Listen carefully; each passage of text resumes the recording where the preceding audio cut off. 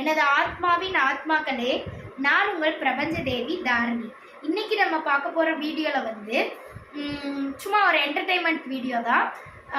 என்னோட லைஃப்பில் நடந்த விஷயங்கள்ல இருக்கக்கூடிய மெமரிஸில் ஒரு பழைய மெமரி வந்து இன்றைக்கி நான் ஷேர் பண்ண போகிறேன். ஒரு சந்தோஷமான மெமரி, அதில் கொஞ்சம் இன்பமும் துன்பமும் கலந்த, ஆனால் அதில் துன்பமே இருந்தாலும் நான் ரொம்ப ஹாப்பியாக இருந்த மெமரி அதுதான் என் லைஃப்பில் அப்படின்னு சொல்லி சொல்லுவேன். என்னவா இருக்கும், இன்பமும் துன்பமும் கலந்த மெமரியில் ரொம்ப இன்பமாக இருக்கிறது மட்டும் எடுத்துக்கிறதுனா அது எதுனா, எந்த ஒரு பொண்ணுக்காக இருந்தாலுமே அது வந்து அவளுடைய பிரசவம் அதுவாக தான் இருக்கும்.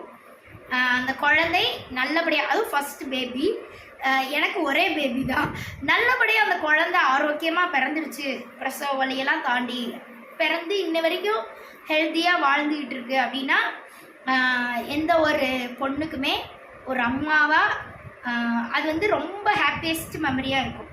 சரிங்களா?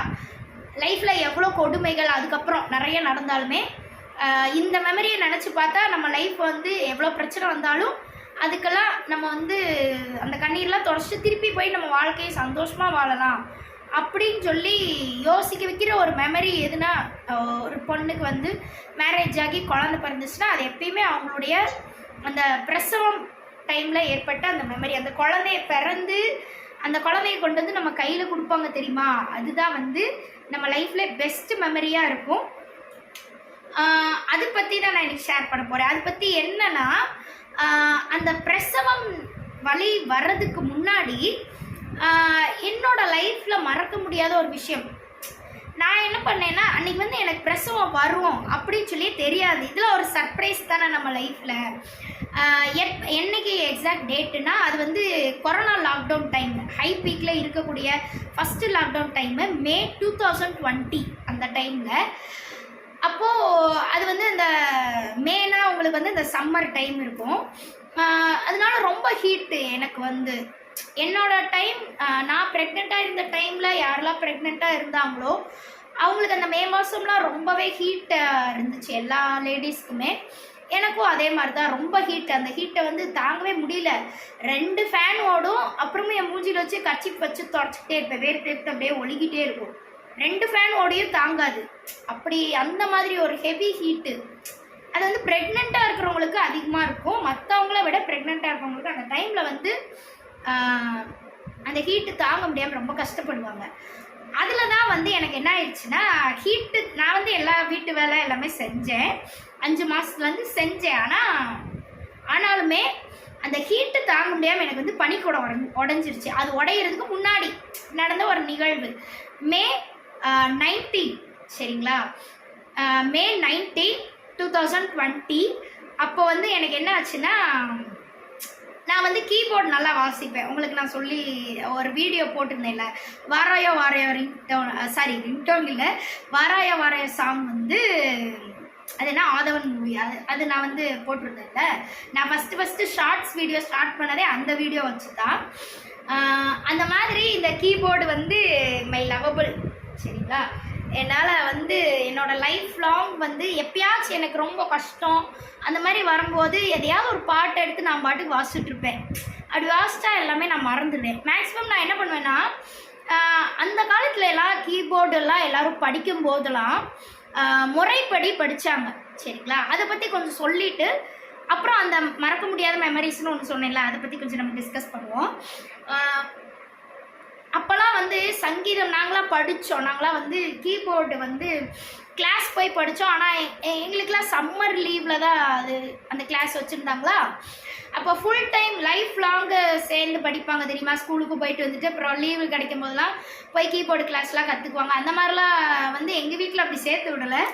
அப்போ ஒரு வாட்டி நான் 9th ஸ்டாண்டர்ட் லீவில் எங்கள் ஸ்கூலில் போட்டிருந்தாங்க சம்மர் கோர்ஸ் அப்படின்னு சொல்லிட்டு 1 மந்த் கோர்ஸ். அப்போ எங்களுக்கு யார் சொல்லி கொடுத்தாங்க அப்படின்னா, என்றைக்குமே நம்ம சங்கீத குரு வந்து மறக்கக்கூடாதுல்ல. நாங்கள் வந்து தேனி டிஸ்ட்ரிக்ட் தானே, தேனி டிஸ்ட்ரிக்டில் இருந்து தானே இளையராஜா வந்தாங்க, உங்களை எல்லாருக்குமே தெரியும்ல. அவங்களுடைய குரு இளையராஜாவுக்கு அந்த காலத்தில் சின்ன வயசில் இருக்கும்போது பாட்டு சொல்லி கொடுத்த குரு இருப்பாங்கள்ல, அவங்க பேர் வந்து சங்கரதாஸ் அப்படின்னு சொல்லிட்டு ரொம்ப வயசானவர். இப்போல்லாம் உயிரோடு இருக்காரானே தெரியல. இளையராஜாக்கே குருனா, இளையராஜாவே ரொம்ப வயசானவர், அவருக்கே குருனா எவ்வளோ வயசாயிருக்கும். எங்களுக்கு இப்போலாம் அந்த அவரோட கான்டாக்ட் கிடைக்கல, எனக்கு தெரியல. ஆனால் நாங்கள் 9th ஸ்டாண்டர்ட் படித்தப்ப எங்கள் ஸ்கூலில் அவரை எப்படியோ தேடி கண்டுபிடிச்சி, அவர் தேனி தானே, அதனால் எங்கிட்ட தேடி கண்டுபிடிச்சிட்டாங்க. அவரை கண்டுபிடிச்சி அவர் இன்னமும் எல்லா இடத்துலையுமே இந்த கச்சேரியெல்லாம் சொல்லுவாங்க தெரியுமா, தேனியில் ஏதாவது கச்சேரி, அவர் வந்து இளையராஜாவையும் இன்னமும் வந்து அவர் போய் அடிக்கடி மீட் பண்ணிட்டு வருவோம் அப்படிலாம் அவர் வந்து சொல்லுவார்.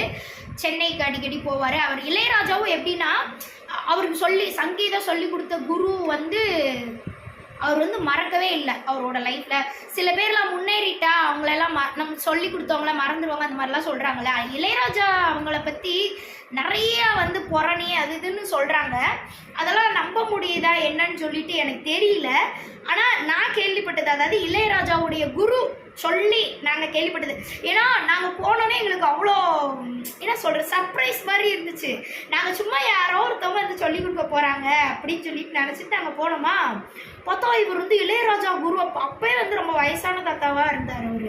இளையராஜா குருவா அப்படின்னு சொல்லிட்டு, அப்போல்லாம் இந்த ஃபோனு செல்ஃபிலாம் அப்போல்லாம் கிடையாது. 2009 அந்த டைம், அது வந்து 2010 நினைக்கிறாங்க, 2010 மே மாதம். அப்போ எதுவுமே இல்லையா, அதனால் ரெக்கார்ட் பண்ணுறதுக்குலாம் எதுவுமே இல்லை. போய் கேமரா எடுத்துகிட்டு வந்து நம்ம ஃபோட்டோ எடுக்கணும், அதெல்லாம் எதுக்குன்னு சொல்லிட்டு அந்த மெமரிஸை நாங்களே கலெக்ட் பண்ணி வச்சுக்கிட்டோம் அந்த மாதிரி. அப்போ ரொம்ப ஆச்சரியமாக நாங்கள் அவங்கக்கிட்ட கேட்குறோம், என்னது நீங்கள் இளையராஜா குருவா அப்படின்னு சொல்லிட்டு கேட்டுட்டு கை கும்பிட்டுட்டு, அப்போ அவர் சொன்னது, நீங்கள் இளையராஜா பற்றி கொஞ்சம் எங்களுக்கு தெரிஞ்சது ஏதாச்சும் சொல்லுங்கள் அப்படின்னு சொல்லி நாங்கள் கேட்டோமா. அதுக்கு அவங்க என்ன சொன்னாங்கன்னா, நாங்கள் வந்து வருஷத்துக்கு ஒருக்கா இளையராஜா இளையராஜா வந்து சென்னையில் வந்து அவர் வீட்டுக்கு வந்து எனக்கு கூப்பிடுவார். வருஷத்துக்கு ஒருக்கா நான் போய் பார்த்துட்டு வரேன். போயிட்டு இப்போ அவர் வாசித்த பாட்டு, இப்போ ட்ரெண்டில் போயிட்டு இருக்க பாட்டெல்லாம் நாங்கள் 2 பேரும் சேர்ந்து வாசித்து பார்த்து கச்சேரி மாதிரி வீட்டுக்குள்ளே கச்சேரி போட்டு என்ஜாய் பண்ணுவோம் அப்படின்னு சொல்லிட்டு அவர் எங்களுக்கு சொன்னார். அது கேட்க ஒரு மாதிரி சந்தோஷமாக இருந்துச்சு. சார் நம்மளும் அதில் போய் அவங்க கச்சேரியில் நேரில் கேட்டால் எவ்வளோ நல்லா இருக்கும் அப்படின்னு சொல்லிட்டு நினச்சிக்கிட்டு இருந்தோம். அதுக்கப்புறம் என்னாச்சுன்னா, கிளாஸ் நடத்திட்டு இருப்பாங்க. அதுக்கப்புறம் அதெல்லாம் சொல்லிவிட்டு கிளாஸ் நடத்த ஆரம்பிச்சிட்டாங்க. அப்போ முறைப்படி நாங்களாம் வந்து படித்தோம் அந்த கீபோர்ட் நோட்ஸு. ஸ்டார்டிங்லேருந்து சரிகம பதனிசா வந்து எப்படி வந்து கீபோர்டில் வாசிக்கணும், அப்புறம் கையில் வந்து தொடையில் வச்சு வாசிக்கிறதுக்கு இப்படி சொல்லுவாங்க, அதை நம்ம எப்படி வாசிக்கணும் அப்படி படித்தோமா. ஆனால் எங்களுக்கு ரொம்ப பேசிக் தான். ஸ்வரவழி அப்படின்னு சொல்லி ஸ்டார்ட் பண்ணுவாங்க. நம்மளோட சங்கீதம் நம்ம படிக்க போனோம்னா ஸ்வரவழி அப்படின்னு சொல்லி ஸ்டார்ட் பண்ணுவாங்க. அது மட்டும்தான் நாங்கள் வந்து படிச்சிருந்தோம்.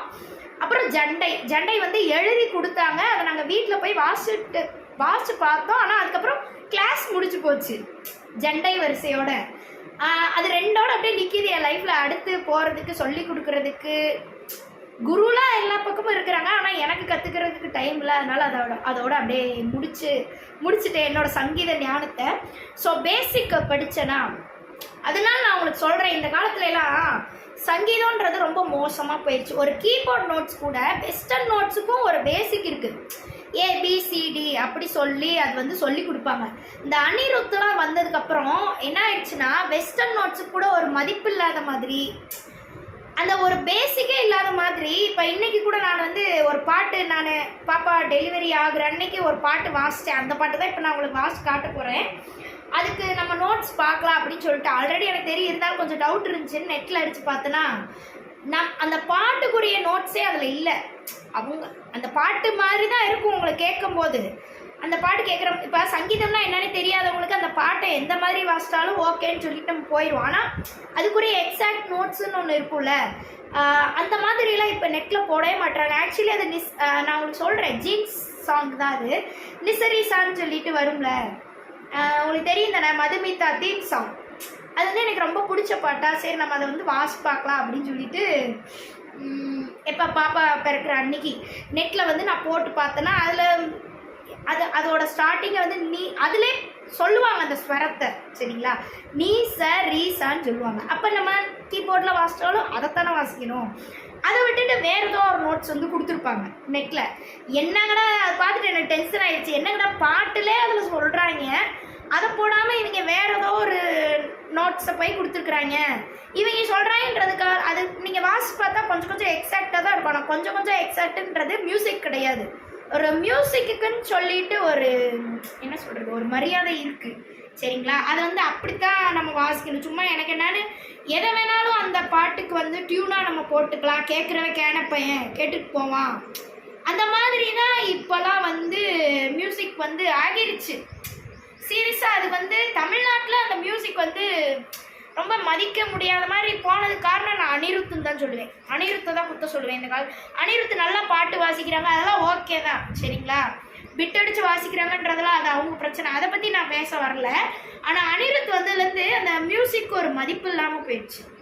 எப்படி வேணால் குத்தடிச்சுட்டு வாசிக்கலாம், ஒரு பாட்டுக்குன்னு இந்த டியூன் இருந்துச்சுன்னா அதை அப்படி தான் வாசிக்கணும். ஆனால் நீங்கள் நெட்டில் அடித்து பார்த்தீங்கன்னா அனிருத்தோட நோட்ஸு நீங்கள் போய் பார்த்தீங்கன்னு வச்சுக்கோங்களேன், அந்த அந்த டியூன் எக்ஸாக்டாக எப்படி இருக்குதோ அது அப்படி இருக்காது நீங்கள் வாசிக்கும் போது. ஆனால் இப்போ யாருன்னு மியூசிக்னா என்னென்னு தெரியாதவங்க சும்மா கேட்குறவங்களுக்கு ஓகே ஓகே சூப்பராக வாசிக்கிறாங்களே அப்படின்னு சொல்லிட்டு நீங்கள் பார்த்துட்டு நெட்டில் பார்த்துட்டு வாசிக்கலாம், மற்றவங்கள இம்ப்ரெஸ் பண்ணுறதுக்காக. அது இம்ப்ரெஸ் பண்ணுறதோட தான். உண்மையாக சங்கீதம் படித்தவங்கள சப்போஸ் நீங்கள் இம்ப்ரெஸ் பண்ண ட்ரை பண்ணுறீங்கன்னு வச்சுக்கோங்களேன், அந்த முறை இல்லாமல் வாசி காட்டினா அவங்களுக்குலாம் கோவம் வந்துடும். அந்த மாதிரி தான் நானும். நான் படித்தது கொஞ்சமாக இருந்தாலும் ஆனால் நான் பேசிக் படிச்சிருக்கேனா, அதனால் அந்த இதுக்கு நான் எப்பவுமே மதிப்பு கொடுக்கணும் அப்படின்னு. ஏன்னா எங்கள் சார் வந்து எங்களுக்கு அப்படி தான் சொல்லி கொடுத்தாரு. சங்கரதாஸ் அவர் பேர், இளையராஜாவோட குரு. அப்படி தொட்டு கும்பிட்டுட்டு அவங்க காலை தொட்டு கும்பிடலாம் எங்களுக்கு சொல்லி கொடுக்கல. சும்மா தரையை தொட்டு கும்பிட்டுட்டு சாமி சிலையை தொட்டு கும்பிட்டுட்டு அப்புறம் தான் அந்த கீபோர்டு வந்து எங்களுக்கு சொல்லி கொடுத்தாங்க. எடுத்தோடனே ஸ்வரவழி அந்த முடிச்சோடனே ஒரு சாமி பாட்டு தான் எங்களுக்கு சொல்லி கொடுத்தாங்க ஃபஸ்ட்டு. அது எந்த ஒரு கலையை கற்றுக்கும் போது அது சாமிக்கு மரியாதை கொடுத்து கற்றுக்கிட்டோம்னா நம்ம ரொம்ப அந்த கலைக்கு வந்து ஒரு கலையை தப்பாக யூஸ் பண்ணிடக்கூடாதுன்னு ஒரு பயத்தோடே வாழ்வோம். இப்போலாம் அந்த பயம், அதான் அந்த சாமிக்கெல்லாம் மரியாதை கொடுக்காதனால தான் அந்த பயமே இல்லாமல் எனக்கு என்னான்னு அந்த டியூன்லாம் கொண்டு வந்து போட்டு விட்றாங்க நெட்டில். அதெல்லாம் பார்க்கும்போது கோபம்தான் வரும், எனக்குலாம் ரொம்ப கோபம் வரும். சரி, அந்த மாதிரி சங்கீதத்துக்குன்னு ஒரு பேசிக் இருக்குது. இப்போ நீங்கள் யாராவது இனி போகிற காலகட்டத்தில் சங்கீதம் படித்து அதில் முன்னேறணும், கீபோர்டு இல்லை வாய்ப்பாட்டு எதுவும் இல்லை. இப்போ பரதம் சங்கீதம் கிடையாது, சரி கலைன்னு வச்சுக்கோங்க.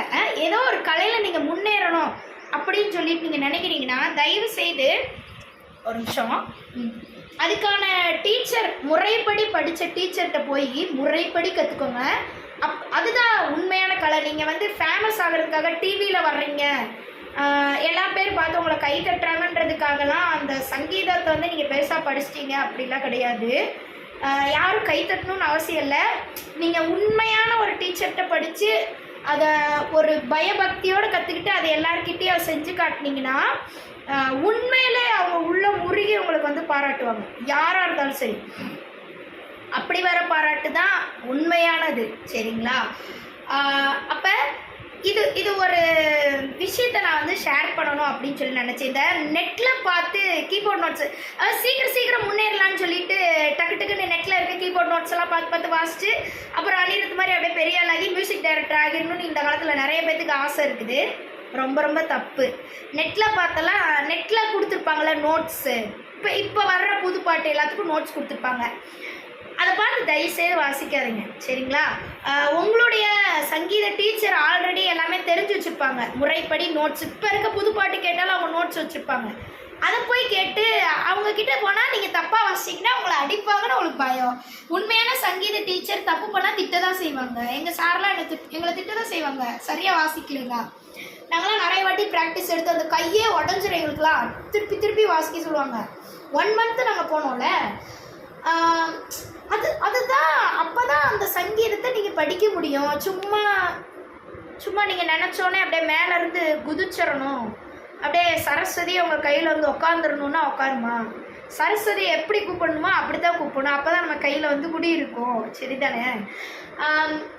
அப்படி அதுக்கப்புறம் நான் வந்து வாய்ப்பாட்டு வந்து 12th லீவில் வாய்ப்பாட்டு படித்தேன். அதுவும் அப்படி தான் பேசிக்கு ஜண்டை வரிசை வரைக்கும் முடிச்சுட்டு 1 month கோர்ஸ் முடிஞ்சோடனே அப்படியே எங்கள் வீட்டில் ஸ்டாப் பண்ணிட்டாங்க. அடுத்தலாம் ஃபுல்லாலாம் கண்டினியூ பண்ணக்கூடாது அப்படின்ட்டாங்க. அப்போ ஓரளவுக்கு எனக்கு பேசிக் தெரியறனால தான் இப்போ இந்த பாட்டெல்லாம் பாடுறாங்களே கவர் சாங் அப்படின்னு சொல்லிட்டு யூடியூப்பில் போடுறாங்க. ஆல்ரெடி ஒரு சினிமா பாட்டு இருக்கும், அந்த பாட்டை அவங்க என்ன பண்ணுவாங்கன்னா இந்த பாட்டை அப்படியே கரோக்கியில் போட்டு விட்டுட்டு இவங்க பாடி காட்டுவாங்க நமக்கு. சில பாட்டு நல்லா இருக்கும் உண்மையிலே நம்ம கேட்கும்போது, இன்னொருத்தவங்க வாய்ஸில் கேட்கும்போது நல்லா இருக்கும். ஒரு சில பாட்டுலாம் அந்த எக்ஸாக்ட் இது அவங்க வாய்ஸ் செட் ஆகலைன்னா பிரச்சனை இல்லை, ஒவ்வொருத்தர் வாய்ஸ் ஒவ்வொரு மாதிரி இருக்கும், அதெல்லாம் நான் குறை சொல்ல மாட்டேன். அவங்க பாடின அந்த அந்த அந்த சிங்கர் பாடின அந்த எக்ஸாக்ட் அந்த டியூன் வந்து இவங்களுக்கு வந்து அது வராது. அது அவங்க வந்து ஃபேமஸாக இருக்கிறாங்கன்றதுக்காக எல்லா பேரும் லைக்கை போட்டு கமெண்ட்டை போட்டு வாவ் சூப்பர் அப்படி இப்படிலாம் போடுவாங்க. ஒரு இதில் சொல்கிறேன், ஆன்மீகத்தில் நான் சொல்கிறேன், சினிமா இதெல்லாம் வந்து நான் பெருசாக கவனிக்க மாட்டேன். ஆன்மீகம் நான் அதிகமாக பார்ப்பேன்ல, அதில் வந்து இந்த ஆன்மீக சம்மந்தப்பட்ட இந்த சிவன் பாட்டு, ஹிந்துவிசத்தில் இருக்கக்கூடிய பாட்டெல்லாம் ஆன்மீகத்தில் வந்து நெட்டில் போடுவாங்க. சங்கீதம் முறையாக படித்தவங்க அது வந்து நெட்டில் பாட்டாக போட்டு எல்லாருக்கும் நம்ம எல்லோரும் கேட்போம்ல.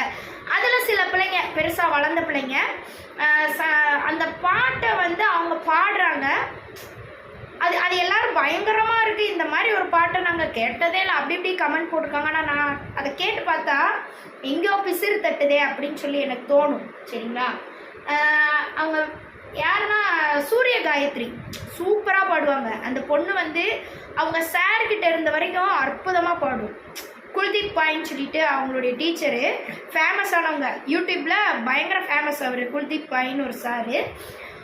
அவர்கிட்ட படித்த பொண்ணு அந்த சூரிய காயத்ரி. அவங்க ரெண்டு பேரும் சேர்ந்துட்டு இந்த ஹரிவராசனம், சிவன் பாட்டு, ஓம் நம சிவாய அப்படி சொல் பாட்டு, ஃபேமஸாக இருக்கக்கூடிய அத்தனை சாங், அத்தனை ஆன்மீக பாடல் எல்லாத்தையுமே அவங்க ரெண்டு பேரும் சேர்ந்து நிறைய பிள்ளைங்களும் அந்த சார் கூட சேர்ந்து நிறைய அந்த சார்கிட்ட படித்த பிள்ளைங்க எல்லா பேரும் சேர்ந்து சாங்காக போடுவாங்க.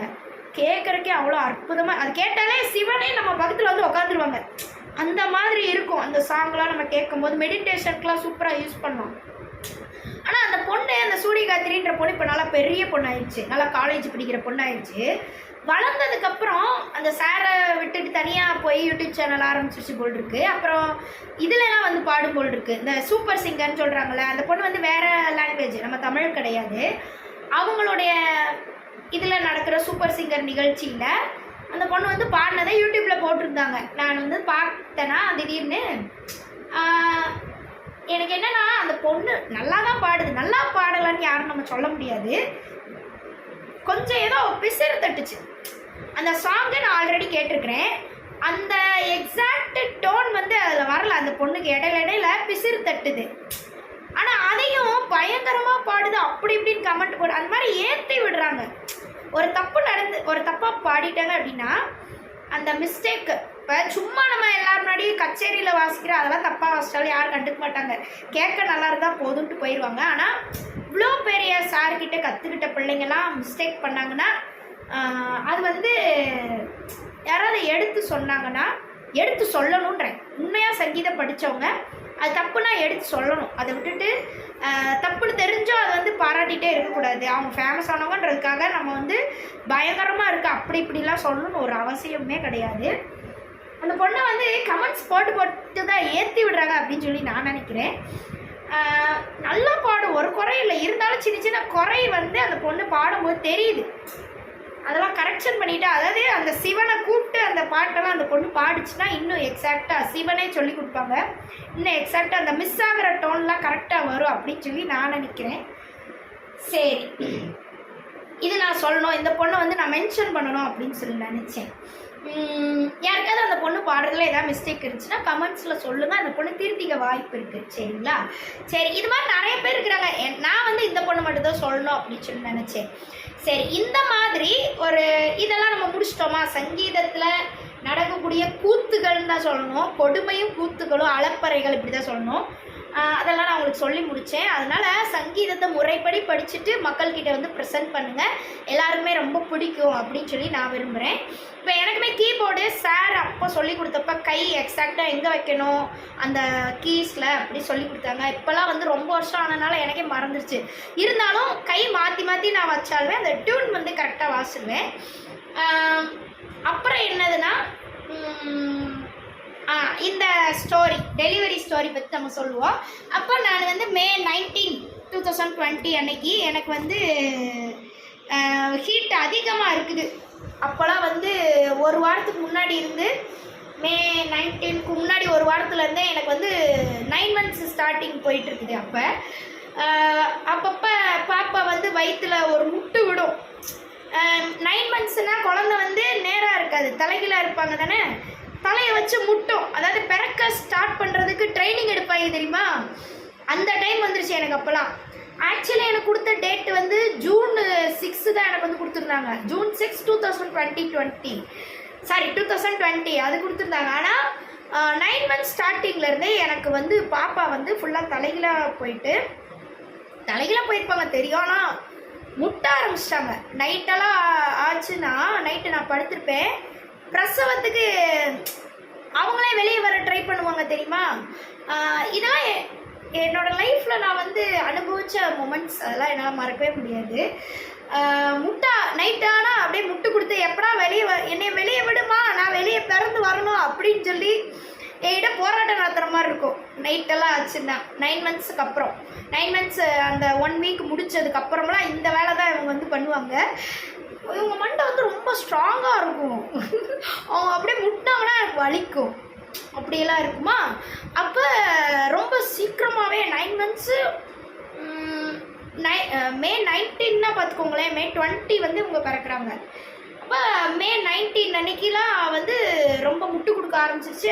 ஆனால் டேட் வந்து நமக்கு வந்து ஜூன் சொல்லியிருக்கிறாங்க. இப்போ வந்து சரி பிறக்கட்டும் அப்படின்னு சொல்லி உட்காந்துக்கிட்டோம்னா குழந்தையோட வெயிட் கம்மியாயிரும், ஹெல்த்தியாக இருக்காது அப்படின்னு சொல்லிட்டு நான் வந்து கண்ட்ரோல் பண்ணிவிட்டு அப்படியே வீட்டுக்குள்ளே நடந்து ரொம்ப அதிகமாக வேலை செய்யாமல் அப்படியே ஸ்டாப் பண்ணிவிட்டு கொஞ்சம் அமைதியாக உட்காந்துக்கிறது. அப்போ எனக்கு வந்து இதே நினப்பாக இருக்கும், ஒரு மாதிரி ஸ்ட்ரெஸ் ஆகிடுச்சு. குழந்தை இப்போ பிறந்துருமோ அப்படி சொல்லி எனக்கு ஒரு பயம். சரிங்களா, அந்த பயத்தில் கொரோனா லாக்டவுன், வீட்டை விட்டு வேறு வெளியே போக முடியாதா, எனக்கு என்ன பண்ணுறதுன்னு தெரியல. அப்போ நம்ம மைண்டை மாற்றிக்கலான்னு சொல்லிட்டு அதுக்கு முன்னாடி கீபோர்டெலாம் எடுத்து என்கிட்ட போட்டு வச்சுருந்தேன். நான் கல்யாணத்துக்கு முன்னாடி கீபோர்டு வாசித்து வச்சுட்டு போனது. கல்யாணத்துக்கு அப்புறம் அதை நான் எடுக்கல, என்கிட்ட தூசியில் தூக்கி போட்டு வச்சிட்டேன். போட்டு வச்ச கீபோர்டை அன்னைக்கு எடுத்து தூசியை தட்டி எடுங்கடா இன்னைக்கு இவனை அப்படின்னு சொல்லிட்டு கீபோர்டு எடுத்து வாசிச்சுட்டு, எனக்கு வந்து அந்த நிசரீசா பாட்டு வாசிக்கணும் அப்படின்னு சொல்லிட்டு ஆசை. அப்போ நான் என்ன பண்ணேன்னா அந்த பாட்டை வந்து அது வந்து நான் நிசரிப்பா அது வரைக்கும் தான் எனக்கு தெரியும். எது இந்த மதுமிதா சாங் ஜீன்ஸ் படத்தில் அந்த தீம் சாங், அதை வந்து நான் எடுத்து பார்க்குறேன், எனக்கு வரமாட்டேங்குது.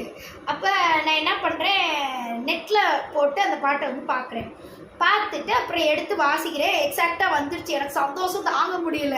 ஃபுல் சாங் அந்த தீம் ஃபுல்லாகவே நான் வந்து வாசித்து முடிச்சிட்டேன். முடித்த உடனே நான் என்ன பண்ணேன், எனக்கு வந்து காலேஜ் படிக்கும்போது மதுமிதான்னு ஒரு ஃப்ரெண்டு இருக்குது. ஆக்சுவலி அவளை இம்ப்ரெஸ் பண்ணுறதுக்காக அந்த பாட்டை நான் வந்து வாசிக்கணும் அப்படின்னு நினச்சேன். எல்லாம் அவங்கவுங்க ஊரில் இருக்காங்க, நம்ம வந்து வாசிச்சுட்டு ரெக்கார்ட் பண்ணி அவளுக்கு வந்து போட்டு விடலாம் அப்படின்னு சொல்லிட்டு பெஸ்ட் ஃப்ரெண்டு. அப்போ அவளுக்காக தான் நான் வாசிக்கிறேன் அந்த பாட்டை. அவளுக்காகவும் வயிற்றில் இருக்கிற பேபி பிறந்து வந்துச்சுன்னா நான் வந்து எனக்கு அம்மாவுக்கு ரொம்ப ரொம்ப பிடிச்ச பாட்டை நான் வந்து ரொம்ப லவ் பண்ணி அந்த பாட்டுக்கு நோட்ஸ் கற்றுக்கிட்டு நான் வாசித்து சக்ஸஸ் பண்ணேன் அப்படின்னு சொல்லி என்னோடய பேபி பிறந்ததுக்கப்புறம் பேபிக்காக சில சர்ப்ரைஸ் வச்சு போல அது மாதிரி என்னோடய பேபிக்கு. ஆனால் அன்றைக்கே என் குழந்தை பிறக்க போகுதுன்னு எனக்கு தெரியாது. அப்போ நான் வந்து சர்ப்ரைஸ் பண்ணலாம் என்னோடய பேபி அந்த இவங்களை சர்ப்ரைஸ் பண்ணலாம் அப்படின்னு சொல்லிட்டு அந்த பாட்டை வந்து வாசித்து ரெக்கார்ட் பண்ணி வச்சுருந்தேன். என்னென்னா பாப்பா உட்காருங்க. அப்போ பாப்பாவை இம்ப்ரெஸ் பண்ணுறதுக்கும் அப்புறம் என் ஃப்ரெண்டு மதுமிதா சொன்னேன்ல அவளை இம்ப்ரெஸ் பண்ணுறதுக்கும் நான் வந்து அன்றைக்கி அந்த பாட்டை வந்து வாசிக்கிறேன். சரிங்களா, வாசிச்சுட்டு எக்ஸாக்டாக வந்தோடனே எனக்கு அவ்வளோ சந்தோஷம். அப்போ நான் என்ன பண்ணுறேன்னா ரெக்கார்ட் பண்ணிவிட்டு மதுமிதாக்கு அனுப்பிச்சி விட்டோன்னே அவளுக்கு சந்தோஷம். இன்னும் என் பேரில் இருக்கிற பாட்டை நீ வாசிக்கிற, உனக்கு என்ன அவ்வளோ பிடிக்குமா அப்படி சொல்லி அவள் கேட்குறான். ஆமாம், எனக்கு நீ தான் பெஸ்ட் ஃப்ரெண்டு. நம்ம காலேஜில் படித்தப்போ நம்ம 2 பேரும் சேர்ந்து தானே எல்லா பக்கமும் சுற்றுவோம், சேர்ந்து படிப்போம். உனக்கு நான் நிறைய படிப்பெல்லாம் சொல்லி கொடுத்துருக்கேன், நீ எனக்கு நிறையா சொல்லி கொடுத்துருக்குற. அப்போ உன்னை இம்ப்ரெஸ் பண்ணாமல் நான் யாரை இம்ப்ரெஸ் பண்ண போகிறேன் அப்படின்னு சொல்லிட்டு அவள்கிட்ட சொல்லிவிட்டு அதுக்கு முன்னாடியே ஒரு படம் வந்துச்சு தெரியுமா, இந்த பிரியா நடித்த படம், பிரியா வைபவ் எஸ் மதுன்னு சொல்லிட்டு ஒரு பாட்டு, அந்த பாட்டு நான் அவள்கிட்ட காலேஜ் படிச்சுட்டு இருந்தப்ப அந்த படம் வந்துச்சா. அவள் வந்து ஹாஸ்டல், அதனால அவளுக்கு அங்கே டிவிலாம் இருக்காது, படம்லாம் அதிகமாக போட்டு விட மாட்டாங்களா. அவளுக்கு தெரியல. நான் வீட்டில் பார்த்துட்டு வந்து, நான் வந்து டே ஸ்காலரு, வீட்டில் பார்த்துட்டு வந்துட்டு அவள்கிட்ட பாடி பாடி கிண்டல் அடிப்பேன், எஸ் பதோ அப்படின்னு சொல்லிட்டு. அதில் அட்ரஸ் முழுக்க சொல்லுவாங்கல்ல, அட்ரஸ் முதற்கொண்டு அந்த பாட்டில் சொல்லுவாங்கல்ல, அது மாதிரி நான் பாடி காட்டிட்டு கிண்டல் அடிப்பேன். நான் ஒன்றும் சென்னை கிடையாதுக்கா, நான் தேனி தானே அப்படின்னு சொல்லிட்டு அவள் சொல்லுவாள். அப்படியே கிண்டல் அடிச்சுட்டு இருப்பேன். எனக்கு நம்ம லைஃப்பில் நமக்கு ரொம்ப பிடிச்ச ஃப்ரெண்டு வந்து அடிக்கடி வம்புழுக்கிறது, இம்ப்ரெஸ் பண்ணுறதுலாம் நமக்கு ரொம்ப பிடிக்கும் தானே. அந்த மாதிரி இருந்தேன் நான் வந்து மதுமிதா கூட. ஃபுல் நேமே அவளுக்கு வந்து மதுமிதா தான். அப்போ சரின்னு சொல்லிட்டு இந்த பாட்டை போட்டோன்னே அவளுக்கு அப்படி சந்தோஷம். ஃபோன் அடிச்சிட்டா, எனக்கு ஃபோன் அடிச்சுட்டு ரொம்ப ரொம்ப தேங்க்ஸ், நான் வந்து பத்திரமா வச்சுக்க அப்படின்னா. அதுக்கப்புறம் அவளை கான்டாக்டே காணும். மேரேஜ் ஆகிடுச்சு, அமெரிக்கா மாப்பிள்ளை அப்படின்னு சொல்லியிருந்தா. நான் என்னால் வர முடியல, நான் கோயம்புத்தூர்லேருந்தே அவள் தேனியில் மேரேஜ் பண்ணிக்கிட்டா. மேரேஜ் ஆகி அமெரிக்கா போனவள் தான், ஆளையும் காணும், பேரையும் காணும், கான்டாக்டையும் காணும். பட் அவளை கூட இருந்த அந்த 2 வருஷம் வந்து நான் வந்து ஹாப்பியாக இருந்தேன். அதுக்கப்புறம் எனக்கு மேரேஜ் ஆயிடுச்சு, எனக்கு தான் ஃபஸ்ட் மேரேஜ் ஆச்சு. அந்த டைமில் நான் அவளுக்கு வந்து அவள் கான்டாக்டில் இருந்தப்ப அவளை அடிக்கடி இம்ப்ரெஸ் பண்ண ட்ரை பண்ணுவேன். இந்த மாதிரி ஏதாவது இந்த பாட்டு அவள் பேரில் ஏதாச்சும் பாட்டு இருந்துச்சுன்னா நான் வந்து அவள்கிட்ட பாடி காமிப்பேன். இந்த மாதிரி வாசிச்சு அமுச்சு விடு, இந்த மாதிரி ஏதாவது பொழுது உடனே எதையாவது ஒன்று பண்ண வேண்டியது தான். அந்த மாதிரி நமக்கு பிடிச்சவங்கன்னு கொஞ்சம் பேர் நம்ம கூட இருந்தாங்கன்னா அவங்க கூட வாழ்கிறது தான் வாழ்க்கை. என்னை பொறுத்த வரைக்கும் யாருனே தெரியாத ஃபேக் ஐடி கூடலாம் பேசிக்கிட்டு டைம் வேஸ்ட் பண்ணுறதை விட நமக்கு பிடிச்சவங்களாம் இம்ப்ரெஸ் பண்ணிக்கிட்டு அவங்க திட்டுனாலும் அவங்க கூட சண்டை போட்டு, நேர்மையாக சண்டை போட்டு கோச்சிக்கிட்டு அப்புறம் திருப்பி அவங்களே வந்து நம்மளை சமாதானப்படுத்துவாங்க. இதெல்லாம் தான் லைஃப்னு சொல்லி நான் நினைக்கிறேன். சரிங்களா? அப்புறம் வந்து அன்றைக்கி என்ன ஆச்சுன்னா, அந்த பாட்டை முடிச்சுட்டு வயிறு வலி வாசி முடிச்சு அவளுக்கு அனுப்பிச்சி விட்டுட்டு அவள் தேங்க்யூலாம் சொல்லிவிட்டு முடிச்சதுக்கப்புறம் ஈவினிங் ஆயிடுச்சு. வயிறு பயங்கரமாக வலி. அப்புறம் அப்படியே ரொம்ப சமாளிச்சிட்டு இருந்தேன், என்னால் முடியல. May 19 அப்புறம் நைட்டு டின்னர்லாம் சாப்பிட்டு முடிச்சுட்டு நைட்டு வந்து எங்கள் வீட்டில் வந்து ஒரு பழக்கம், ப்ரெக்னன்சி டைம் ஃபுல்லாகவே லாக்டவுன் தானே, அப்பா அம்மா யாருமே வீட்டை விட்டு வெளியே போக முடியாது, எல்லோரும் வீட்டுக்குள்ளே தான் இருப்பாங்க. அப்போ எல்லோரும் நைட்டு உட்காந்து பேசுவோம். அந்த மாதிரி லாக்டவுன் டைமில் எல்லா பேரும் அப்படித்தானே இருந்தாங்க. அந்த மாதிரி தான் எங்கள் வீட்டில் நான் ப்ரெக்னெண்ட்டாக இருக்கிறனால இந்த மாதிரி பழக்கம்லாம் வச்சுருந்தாங்க. நான் என்னை வந்து சந்தோஷமாக வச்சுக்கணும், நான் வந்து வெளியவும் போக முடியாதுல்ல, அதனால ஒரு பழக்கம் மாதிரி வச்சுருந்தாங்க. அப்போ நைட்டு எல்லா பேரும் உட்காந்து டின்னர்லாம் முடிச்சதுக்கப்புறம் டிவியெல்லாம் பார்த்து முடிச்சதுக்கப்புறம் உட்காந்து கொஞ்சம் நேரம் பேசுவோம். வயிற்றில் பிறக்க போகிற பாப்பா எப்படி பிறக்கும், அந்த பிறக்க போகிற பாப்பாவுக்கு நம்ம என்னென்னலாம் பிறக்கிற அன்றைக்கி எடுத்து வைக்கணும், இந்த இதெல்லாம் சொல்லுவாங்க எங்கள் அப்பாவும் அம்மாவும். அதெல்லாம் நாங்கள் வந்து கேட்டுக்கிட்டு அப்புறம் இந்த வண்டியெல்லாம் பிறந்த குழந்தைக்கு இந்த வண்டியெல்லாம் நம்ம வாங்கணும்னு நினச்சிப்போம், நிறைய கனவு வச்சுருப்போல, அதெல்லாம் டிஸ்கஸ் பண்ணுவோம். அந்த மாதிரிலாம் இருக்கும். சரிங்களா? அதெல்லாம் முடிச்சுக்கிறோம். பேசி முடிச்சு ஒரு 12 மணி ஆயிடுச்சு. 12 மணிக்கு எங்கள் அம்மா கிட்ட ஜாலியாக நைட்டை உட்காந்து கதை அடிச்சுக்கிட்டு இருக்கிறேன். வயிற்றில் டப்புன்னு ஒரு சத்தம், டப்புன்னு வெடிச்ச சத்தம் வெடித்து அப்படியே பனிக்கூட உடைஞ்சு தண்ணியாக போயிட்டுருக்குது கீழே. அப்புறம் எங்கள் அம்மாட்ட சொல்லிவிட்டு என்னமோ ஆயிடுச்சுமா அப்படின்னோடனே இது ஹாஸ்பிட்டல் தான் இம்மிடியேட்டாக போகணும். ஆனால் எனக்கு வலி வரலை. பிரச்சனை என்னென்னா வலி வரலை, ஆனால் பனி கூட உடஞ்சி போயிட்டுருக்கு, ஹீட்டு தாங்க முடியாமல். அப்போ டக்குனு நைட்டு 12 மணி அப்படியே போய் ஹாஸ்பிட்டலில் சேர்த்து மறுநாள் அது வந்து வலி வரலைன்னா நார்மல் டெலிவரி பண்ண முடியாது. இப்போ ஒரு நாள் ஃபுல்லாக வெயிட் பண்ணாங்க. அப்புறம் மறுநாள் மதியானம் 12 மணிக்கு May 20 மதியானம் 12 மணிக்கு வந்து பாப்பாவை சிசேரியன் பண்ணலாம், இதுக்கு மேலே சுத்தமாக தண்ணியில் அப்புறம் பேபி இறந்துரும் அப்படின்னோடனே சிசேரியனுக்கு கையெழுத்து ஓகே அப்படின்னு சொல்லிட்டு கையெழுத்து போட்டு கொடுத்து டக்குனு பேபி எடுத்துட்டாங்க. நல்ல வேலை குழந்தை நல்லபடியாக பிறந்துச்சு, நிம்மதிடா. அப்படி பிறந்து அம்மா அப்படி அம்மா இல்லை, பிறந்தோடனே அம்மான்னு கத்தாது, கத்துச்சு என் குழந்தை பிறந்தோடனே. அப்போ உங்கள் குழந்தை டாக்டர் சொல்லவே தேவையில்லை, நமக்கு வந்து கண்ணை கட்டியிருப்பாங்க சிசேரியன் பண்ணும்போது. சவுண்டு கேட்குது, கத்துது என் குழந்தை, சவுண்டு சரியான சவுண்டு. கேட்டோன்னே என் பாப்பா பிறந்துருச்சு அப்படின்னு சொல்லிட்டு நான் கத்திக்கிட்டு இருக்கிறேன். சந்தோஷம், உயிரோடு பிறந்துருச்சுல. ஏன்னா பனி கூட உடஞ்சிச்சுன்னொடனே ரொம்ப நேரம் ஆயிடுச்சு, தண்ணியே சுத்தமாக இல்லை, பேபி உயிரோடு இருக்குமா இல்லையான்னு சொல்லிட்டு என்னை பயமுறுத்தி விட்டாங்க. அது ஆனால் ஊர்ந்துகிட்டே இருக்குது வயிற்றுல, அதனால் உயிரோட இருக்கும், ஒரு கவலை இல்லை அப்படின்னு சொல்லி என்ன நானே மனசு தேத்திக்கிட்டேன். அப்புறம் உடனே அட்மிட் பண்ணிட்டாங்க. அந்த டெலிவரிக்கு தேவையான ட்ரெஸ்லாம் போட்டு உடனே அட்மிட் பண்ணிட்டாங்க, அதனால பிரச்சனை இல்லை.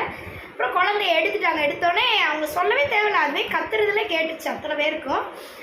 கேட்டோடனே அப்படி சந்தோஷம் எனக்கு. அப்புறம் என்னையும் ரெடி பண்ணிவிட்டு பாப்பாவெல்லாம் ரெடி பண்ணிவிட்டு கொண்டு வந்து பாப்பா கையில் கொடுத்தானே அப்படியே என்ன மாதிரியே இருந்துச்சு. பாப்பா அழகியாக இருந்துச்சு, அழகி குட்டி அப்படின்னு சொல்லி எடுத்து வச்சுட்டு வெள்ளன்னு இருந்துச்சு பாப்பா பிறந்தப்ப.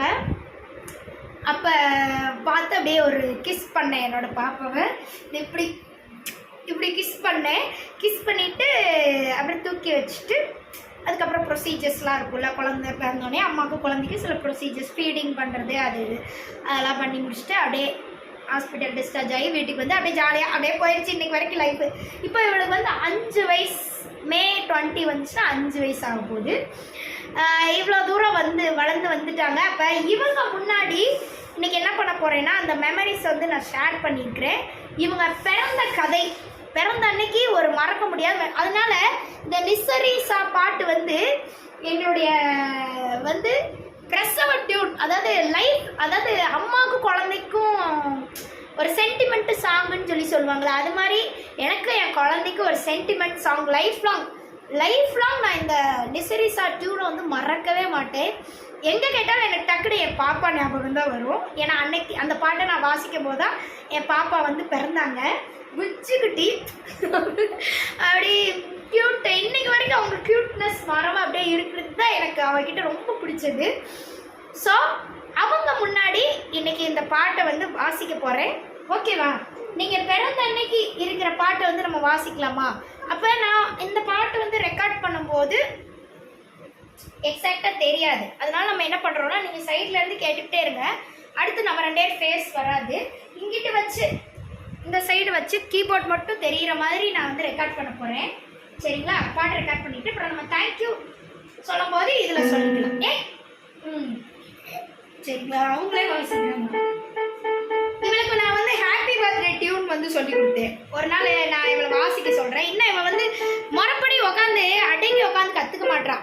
இந்த மாதிரி இடையில ஏதாவது அவள் இஷ்டத்துக்கு அமைக்க விடணும்னு நினைக்கிறான். அதனால அவளுக்கு எப்போ தோணும் போதும், அவளுக்கு எப்போ முறைப்படி கற்றுக்கணும்னு தோணும். அதுக்குன்னு அவங்க கேட்குறாங்கன்றதுக்காக முறைப்படி கற்றுக்காம இஷ்டத்துக்கு அமைக்கி விடுறாங்கன்ற போது அவங்கள கட்டாயப்படுத்தி நம்ம சொல்லி கொடுக்கக்கூடாது. அவங்களுக்குன்னு ஒரு ஆர்வம் வந்து அவங்க எதையும் கிறுக்குத்தனமாக ஏதாவது அமைக்கி விடாமல் அம்மா சொன்னால் தான் நம்ம கரெக்டாக அமுக்கணும் அப்படின்னு சொல்லிட்டு ஒரு ஸ்டேஜுக்கு அவங்களே வருவாங்களே, முன் வந்து சொல்லி கொடு அப்படின்னு சொல்லி கேட்கும்போது சொல்லி கொடுத்துக்கலாம். இப்போதைக்கு அவங்க இஷ்டத்துக்கு வாசிக்கிட்டு அப்படின்னு சொல்லிட்டு நான் விட்டுட்டேன். ஏன் சங்கீதம் படித்த என்னோடய வயிற்றுலேருந்து பிறந்த குழந்தை, அவளுக்கு அந்த ஞானம் கண்டிப்பாக இருக்கும். அது லேட்டராக வந்தாலும் அவளுக்கு கண்டிப்பாக இருக்கும். கற்றுக்கும் போது அவள் கண்டிப்பாக பெரியாளாக வருவாள். எனக்கு ஒரு ஆசை, என் பொண்ணை வந்து பெரிய மியூசிக் டைரக்டர் அப்படின்னு ஒரு ஆசை. பார்ப்போம், அந்த அளவு நடந்துச்சுன்னா பார்க்கலாம். அது அவள் விருப்பப்பட்டு கேட்டானா. நான் வந்து படித்தது ரொம்ப கம்மி தான் சங்கீதத்தில். நான் சொன்னேன் இல்லை, ஜண்டை வரிசை வரைக்கும் தான் படித்தேன். அப்போ அந்த மாதிரி விருப்பப்பட்டேன்னா அவளை கண்டிப்பாக கிளாஸ்லாம் நான் சேர்த்து விட்டு நல்லா பெரிய மியூசிக் டைரக்டர் ஆக்கிடலாம். சரி, இப்போ வந்து இந்த நிசரீசா டியூனை வந்து நம்ம வந்து வாசிக்கலாம். யாருக்காவது பிடிச்சிருந்துச்சுன்னா நீங்களும் உங்கள் வீட்டில் வாசித்து பார்க்கலாம். அது நீங்கள் நெட்டில் போட்டிங்கன்னா வேறு மாதிரி வரும். நான் அது வாசிக்கல. இதோடைய எக்ஸாக்ட் டியூன் என்னவோ அதைத்தான் நான் வாசிக்கிறேன் என்று கூறி விடைபெறுகிறேன். நன்றி வணக்கம். நன்றி வணக்கம் சொல்லு. நன்றி வணக்கம், அன்பே சிவம். ஓகே லக்ஷிதா, நீங்கள் வயிற்றுக்குள்ளேருந்து வெளியே வந்த அன்னைக்கு அம்மா வாசித்த அந்த சாங்கை இன்றைக்கி நீங்கள் கேட்டு என்ஜாய் பண்ணுறீங்களா? ஓகே, நிசரீசா சாங் வாசிக்கலாமா? டன்.